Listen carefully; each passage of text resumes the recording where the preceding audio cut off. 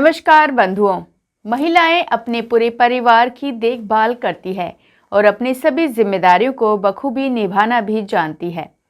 लेकिन इन जिम्मेदारियों में वह कई बार अपने स्वास्थ्य का ध्यान नहीं रखती है।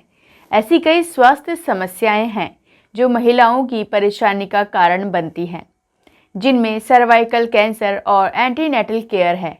तो चलिए आज डॉक्टर मीनाक्षी जी से इन्हीं विषयों पर चर्चा करते हैं। सर्वाइकल कैंसर के लक्षण और कारण क्या हैं? इसके कारण में जो सेक्सुअल एक्टिविटी है वो सबसे कॉमन है। उसमें विभिन्न प्रकार की जो एसटीडी सेक्सुअली ट्रांसमिटेड डिजीज होती हैं वो इसका एक कारक होती हैं। पुअर हाइजीन या लो सोशियो इकोनॉमिक कंडीशन में भी ये ज़्यादा होता है। तो और एब्नॉर्मल सेक्सुअल प्रैक्टिस जो होती है, मल्टीपल सेक्स पार्टनर्स जो होते हैं उस वो सब इसका एक कारक होते हैं। इसके अलावा तंबाकू खाना, स्मोकिंग और पुअर हाइजीन और अर्ली सेक्सुअल एक्टिविटी स्टार्ट करना, ये सब एक कारण होते हैं जो सर्वाइकल कैंसर को बढ़ावा देते हैं। और उससे जेनाइटल जो ऑर्गन्स होते हैं उनसे ये ह्यूमन पैपिलोमा वायरस एंटर कर जाता है। फिर काफी टाइम तक ये सुषुप्ता अवस्था में शरीर में रहता है और जब भी प्रतिरक्षा प्रणाली कमजोर होती है तो ये कैंसर में परिवर्तित हो जाता है। तो देखिए जैसे महिलाओं को इंटरकोर्स के बाद ब्लीडिंग होती है या बीच-बीच में स्पॉटिंग होती है, हेवी वेजाइनल व्हाइट डिस्चार्ज होता है, स्मेल आती है या फिर जैसे पेल्विक पेन होता है, तो उसमें अल्ट्रासाउंड करवाते हैं या फिर जैसे हमें लगता है कि इस महिला को बहुत ज़्यादा वाटरी वेजाइनल डिस्चार्ज है तो पैप स्क्रीनिंग टेस्ट करवाते हैं तो डायग्नोज होता है। इसी प्रकार से रक्तस्राव मासिक धर्म के दौरान ज़्यादा होता है। तो अगर इस तरह की या फिर पोस्ट मेनोपॉज़ल ब्लीडिंग होती है, पीरियड्स एक बार चले गए 35, 40, 45 के बाद महिला साल भर तक पीरियड नहीं आया, उसके बाद कहती है कि मुझे अचानक से ब्लीडिंग हुई है, तो एग्ज़ामिनेशन से हम इसका डायग्नोसिस करते हैं। सर्वाइकल कैंसर में ट्रीटमेंट क्या करते हैं? सर्वाइकल कैंसर के ट्रीटमेंट में बच्चे ऑपरेटिव ट्रीटमेंट है, जैसे बच्चेदानी निकालना, ऑपरेशन हो जाए या फिर अगर वो किस पे डिपेंड करेगा, वो स्टेज पे डिपेंड करेगा। अगर अर्ली स्टेज है तो ऑपरेटिव ट्रीटमेंट से ये आराम से क्योर हो सकता है।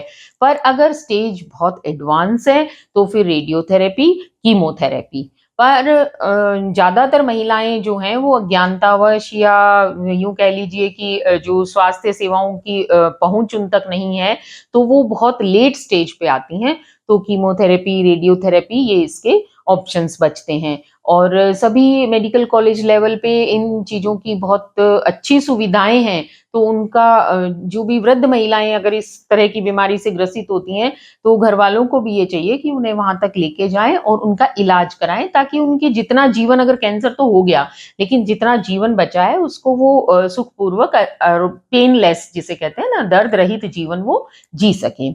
और उससे पहले का जो मैंने आपको बताया बचाव ही उपचार है, तो उसके लिए हमारे पास वैक्सीन्स आती हैं और स्क्रीनिंग टेस्ट होता है। एंटीनेटल केयर क्या होती है? तो एंटीनेटल केयर का मतलब है कि जब प्रेगनेंसी डायग्नोज हो जाती है, खुशखबरी मिलती है कि घर में नन्हा मेहमान आने वाला है और उसके बाद जब बच्चे का जन्म होता है तो 9 माह का जो पीरियड होता है, उसमें महिला को विशेष देख-रेख की, डॉक्टरी देख-रेख की ज़रूरत होती है। उसे कहते हैं antenatal care. Antenatal care checkup में कौन-कौन सी जांचें करते हैं? वो आपका बीपी चेक करते हैं, वज़न चेक करते हैं, आपको और कोई मेडिकल डिसऑर्डर तो नहीं है, वो चेक करते हैं। और जब पेशाब चेक करते हैं, महीने से अगर 5-7 दिन ऊपर जाते हैं, तो उसमें प्रेगनेंसी कन्फर्म होती है। और उसके आगे जब 15-20 दिन ऊपर चले जाते हैं, तो अल्ट्रासाउंड की जाती है। गर्भावस्था में कौन-कौन से इंजेक्शन लगते हैं? 2 टिटनेस के इंजेक्शन लगते हैं। अगर 4 से 6 हफ्ते का उनमें गैप होना चाहिए। तो प्रथम तिमाही में भी लगवा सकते हैं as soon as pregnancy diagnose होते ही। और अगर आपका दूसरा या तीसरा बच्चा है, तो अगर छोटा बच्चा 3 साल से कम उम्र का है, तो 1 बूस्टर डोज़ लगती है। तो इसे इम्यूनाइज़ेशन बोलते हैं। इसके अलावा आजकल पर्ट्यूसिस वगैरह की, व्होपिंग कफ की बहुत सी वैक्सीन्स भी लगती हैं, वो स्पेशल है। पर मैं इन जनरल जो होता है, जो मिनिमम करवाना चाहिए एएनसी में, वो बता रही हूँ।